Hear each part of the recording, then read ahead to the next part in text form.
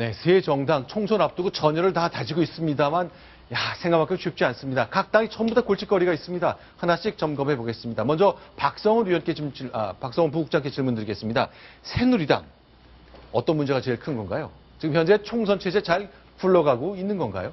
그 새누리당의 가장 지금 최근의 치명적인 약점은 네. 새로운 변화와 개혁의 의지를 보여주지 못하고 있다. 네. 그것은 총선의 인물 영입을 통해서 보여주는 것인데 네. 새로운 인물이 아닌 네. 내부에 말하자면 돌려막기다. 뭐 내부의 이 사람을 저리로 보내고 이런 형태에 결국 머물고 있는데 네. 이러다 보니까 많은 무리수가 빚어지고 있습니다. 네. 김무성 대표가 네. 상향식 공천을 원칙으로 한다. 그리고 전략 공천이나 인재 영입 없다라고 해놨는데 그걸로 어떻게 선거를 치르려고 하느냐라고 하니까 최근에 내놓은 작품이 그러면 안대희를 마포갑에 네. 그리고 불출마하겠다고 얼마 전 선언했던 문대성 의원을 인천 남동갑에 이렇게 사실상 당에서 공천을 하다시피 하는 네. 기존의 말을 뒤집고 네. 그것도 불공정 경선 아니냐라고 하는 얘기 들어가면서 네. 앞뒤가 엉키고 있는 이것이 현재 가장 큰 문제인 것 같습니다. 자, 이런 지적 나오게 되면 이제 김무성 대표가 설명 좀 내놔야 될 것 같습니다. 하지만 이게 과연 설명이 쉬울까요? 자, 어제 저희가 문대성 의원이 부산 지역구에서 불출마 선언을 이미 한 달 전에 했는데 정확하게 한 달 전입니다. 12월 22일이니까요. 그런데 어제 지역구를 바꿔 고향인 인천으로 가겠다 그랬죠. 오늘 기자들이 문대성 의원에게 많이 물었습니다. 그렇게 정치권을 비판하면서 떠나겠다 했는데 이렇게 답을 했습니다. 확인합니다. 제가 그때 불출마 선언할 때 거짓 그리고 비겁함 그리고 개인 영달이 난무하는 이곳이다라고 제가 이야기를 했는데 그 마음은 그걸 지금도 확고하게 하고 있고 그러나 이제 선배님들의 많은 또 제도권에 들어와서 변화를 줘야 된다라는 초선보다는 재선으로서의 역할이 좀 많다라고 이야기를 하셨고 변화는 줄 수 있다라는 그런 확신이 들었고. 자, 여성 변호사님. 그러니까 나는 좀 떠났지만 생각을 해보니까 내가 더 잘할 수도 있겠다 이런 결심이 들었다는 거죠. 실제로 그럴까요? 아. 제 생각에는 뭐 전혀 네. 아닌 것 같은데요. 네. 지금 문대성, 지금은 의원이죠. 네.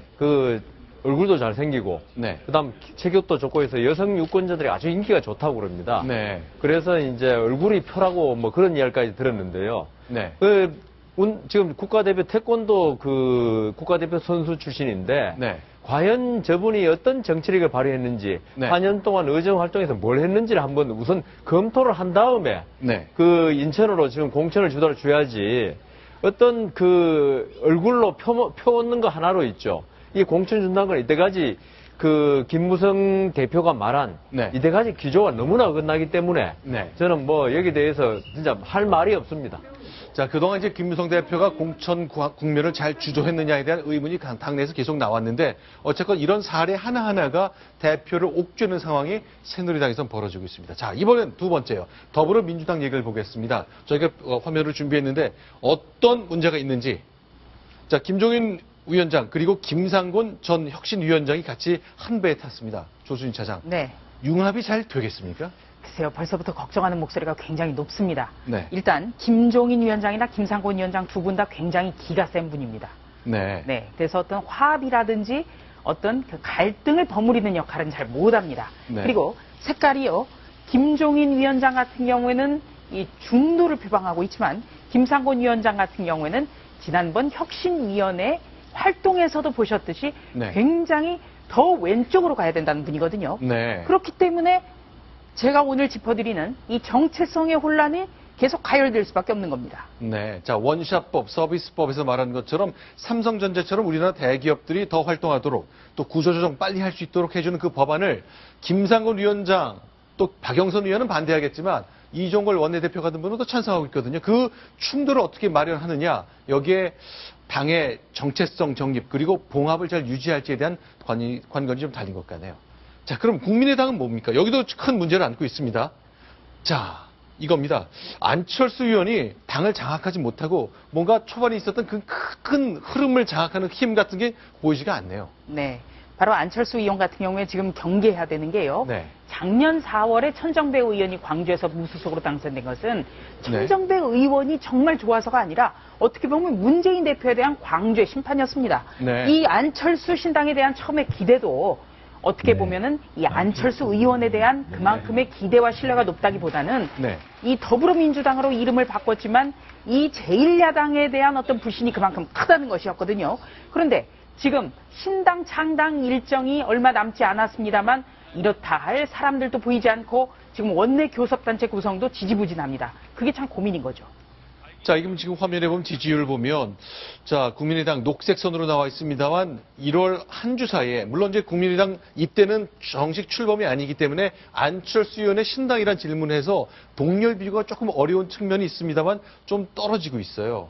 이게 결국 동력에 대한 얘기가 나올 수밖에 없는 거죠. 거기에다가 안철수 의원이 저번 새정치연합. 네. 거기에 할 때만 해도 새로운 정치를 할 것이라고 했는데 결국 실망감을 주고 다시 나왔지 않습니까? 이번에는 새 정치를 할 것이라고 그랬는데 안철수 의원이 지금 이번에 국민의당 창당하면서도 네. 어떤 구정치적인 모습을 지금 많이 보여주고 있다. 네. 어떤 거냐면 저는 그랬습니다. 안철수 의원이 이번에 나왔을 때는 네. 좀 사적성의 각오로 좀 뛰어야 된다. 본인이 대선에 대한 욕심을 갖다가 밖으로 보이게끔 하는 것은 이번 국민의당에 대한 이미지에서 아주 안 좋은 것이다. 모든 걸 내려놔라 그랬는데 안철수 의원 지금도 당대표에 대한 욕심을 가지고 있습니다. 얼마 전에 어느 기자가 당대표 안 하시겠습니까? 이런 거 말은 안 합니다. 네. 제 생각에는 안철수 의원이 지금이라도 새로운 정치를 하겠다고 그러면은 어떤 욕심을 내려놔야 된다. 그 면에서 지금 안철수 의원의 국민의당의 지지율이 점점 떨어지고 있는 모습도 있다고 봅니다. 알겠습니다. 자, 이렇게 3당 모두 각각의 문제를 안고 있는데 아직 기회가 많습니다. 시간도 있습니다. 활력도 찾고 정체성도 정리하고 또 당대표가 주도하는 공천 과정 이룬 것, 이 3당 모두 고민하고 있습니다. 주말 이후 해법이 좀 보일까요? 네, 다음 소식 정리하겠습니다. 순위 확인합니다.